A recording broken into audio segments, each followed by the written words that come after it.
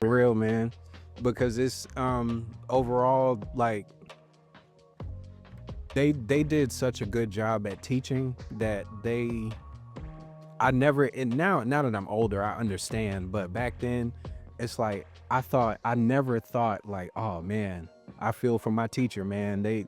I know what they going through at home is rough. It's like they were able to really check their life at the door and step into the classroom and be who we needed. Yep. And teachers like that, man. And I mean, don't get me wrong, all the teachers are appreciated, but the ones who I'm speaking to, the ones who deserve it the most and the ones who need it the most, we really need more teachers like that, because it really hurts when I hear that, and I see them on TikTok all the time.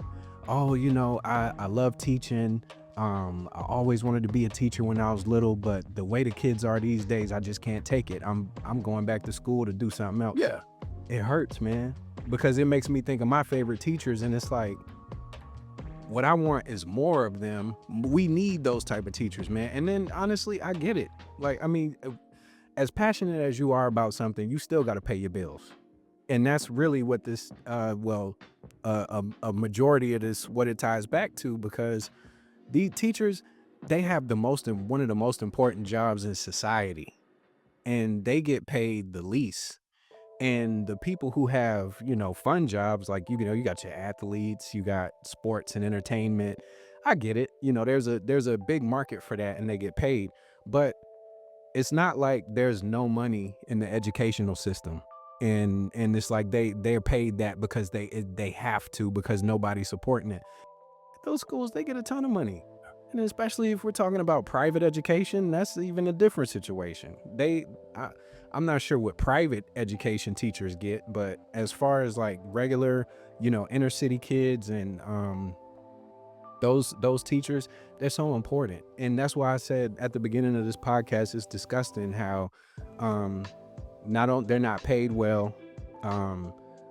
Some of them can't do their jobs because it's like, okay, this kid, they might recognize, like, we'll just say, I don't know, Johnny, he needs more than learning what 1 + 1 is. Yeah. Johnny needs a father figure. He needs somebody who's around, so who he can talk to, because when he goes home, like you said, the parents, Johnny's parents, they might just not care. Maybe they Johnny's he's living in, I guess, less fortunate, so his parents are always working. He comes home, he's by himself. There's a principal. And I hate it when she informed us, a group of us that were really close to the school. Okay. Her name, Dr. Emily Massey. She was a principal at Seaborn Lee Elementary School. That's a Fulton County school. Right. Title I elementary school. And I remember when we started our literacy program, she wanted us to bring it to her school first. Okay. The more we got to know her, that's when I saw what true passion was about. When it came to an educator. They had a washer and dryer set up in the school. She said, because I have children who come to school with their clothes with clothes on that haven't been washed in a week. Are you serious? And what they would do is they would wash and dry the clothes, but had other clothes to give the kids Right. while they did this. Wow. See, that's passion. Yeah. They don't make too many teachers like that anymore.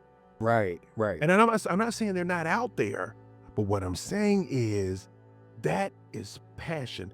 That's a person who loves what they do. Yes.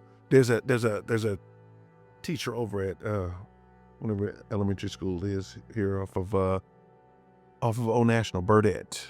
I can't think of the name. Is it McNair? I don't remember. It's a school over here, but there's a teacher over there. He's an Omega. Mm-hmm. He brings his clippers to school. What? And he cuts hair for the kids at my school. Wow. This is free of charge. This is because he's doing it because, hey, I care about you. Yeah. That's how you know there's passion. When a person you love your job. Right. If you do stuff like that, you can't tell me that there aren't good teachers out here. There are a lot of great teachers out here. They just don't get paid enough money. Right. So we all as a community, we have to do something. We got to help them. Yeah. We have to help them. Yeah. Hey, I'm gonna reach out to the owner of Nancy's Pizza downtown, see if I can, I want to have maybe, we're already in November, almost December, or maybe starting in January, February. Yeah. Maybe once a month till school ends, I think in May. Maybe once a month, I want to meet with the owner and talk to them about having maybe like a teacher's night where Teachers night. where Yeah. 10 to 15 teachers are chosen from the different elementary schools. Again, I know people will say, well, it's not fair just to elementary schools, but the elementary teachers are the ones to me that right now are the most critical. Mm-hmm. Because they're handling, you see the sticker on a box, fragile, handle with care. Yeah. That's that population of children that they're dealing with.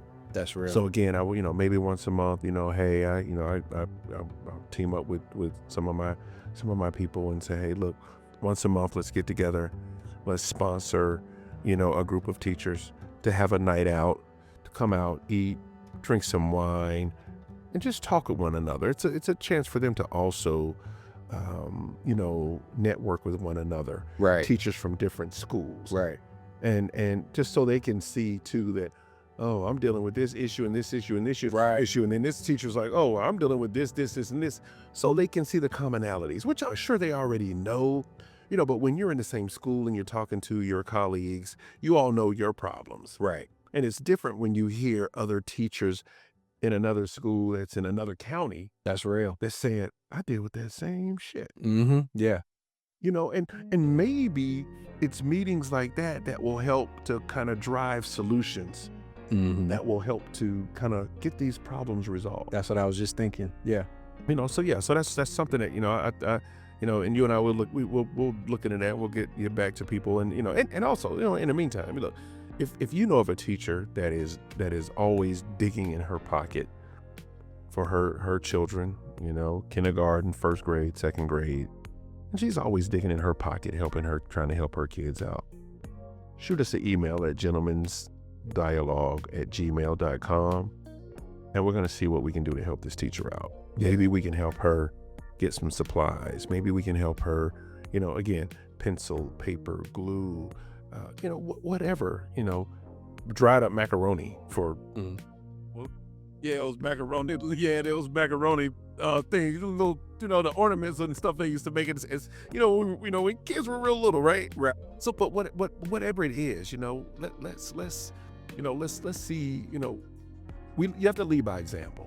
Yes. Right. Yes. You're right. People always talk about what needs to be done, but to really get things done, you got to get off your ass and lead by example. And that's what we want to do.